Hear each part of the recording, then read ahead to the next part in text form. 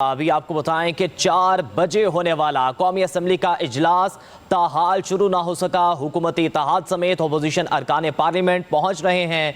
अभी विफाकी काबीना का खुसूसी इजलास भी होना बाकी है। खुसूसी इजलास में आईनी तरमीम की मंजूरी के बाद इसे कौमी असम्बली में पेश किया जाएगा। इजलास में ताखीर की क्या वजूहात हैं ये भी जानेंगे, लेकिन आपको बताएं कि अभी 4 बजे होने वाला कौमी असम्बली का इजलास ताहाल शुरू ना हो सका। हुकूमती इत्तेहाद समेत अपोजिशन अरकान पार्लियामेंट पहुंच रहे हैं। अभी विफाकी काबीना का खुसूसी इजलास भी होना बाकी है। खुसूसी इजलास में आईनी तरमीम की मंजूरी के बाद इसे कौमी असम्बली में पेश किया जाएगा। आपको बता रहे हैं कि कौमी असम्बली का इजलास जो कि जारी होना था 4 बजे, लेकिन कौमी असम्बली का इजलास ताहाल शुरू ना हो सका। हुकूमती इत्तेहाद समेत अपोजिशन अरकान पार्लियामेंट पहुंच रहे हैं। मजीद जानेंगे वसीम मलिक से। वसीम, बताइएगा ताखीर की क्या वजूहात हैं? अभी एक और इजलास होना बाकी है।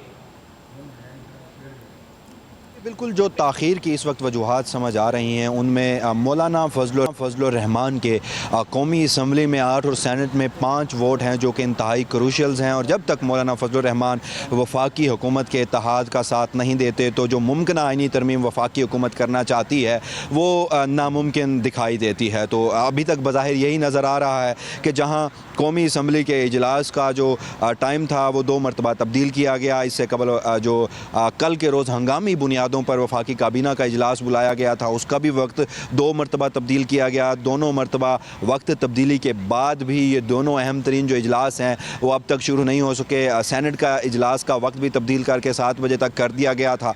तो अभी जो तमाम तर मामलात हैं वो मुलाकातों में जारी हैं। इस वक्त जो हुकूमती इत्तेहाद के जो नायब वज़ीर आज़म हैं इसहाक़ डार साहब, उनकी सरबराही में एक वफ़द जो है वो मौलाना फजलुर रहमान की रिहाइश गाह पर उस वक्त पहुंचा जब उनकी पार्लिमानी कमेटी का इजलास जारी था। और यहाँ कौमी असम्बली में भी पाकिस्तान पीपल्स पार्टी की पार्लिमानी कमेटी का इजलास हुआ है, जबकि इसके अलावा तमाम सियासी जमातों पर मुश्तमिल एक खसूसी पार्लिमानी कमेटी का इजलास भी आज के रोज़ तलब किया गया था। उस इजलास में भी इतलात यही हैं कि मुसवदे के ऊपर बात नहीं हुई कि कौन कौन सी आइनी शिकें हैं जिन्हें वफाकी हुकूमत तब्दील करने जा रही है। तो अब इतलात ये हैं कि मौलाना फजलुर रहमान अगर मान जाते हैं, वफाकी हुकूमत का साथ देते हैं और इस वक्त जो वफ्द गया हुआ है वो उन्हें मनाने में कामयाब हो जाता है तो एक और खसूसी कमेटी का इजलास यहीं पार्लिमान में होगा जिसमें मौलाना फजलुर रहमान और उनकी जमात के अरकान जो हैं वो भी शरीक होंगे। और जब ये मामलात हतमी अंजाम तक पहुँच जाएंगे उसके बाद फिर वो जो वफाकी काबीना का इजलास है वो बुलाया जाएगा। सबसे पहले इस आइनी मुसवदे की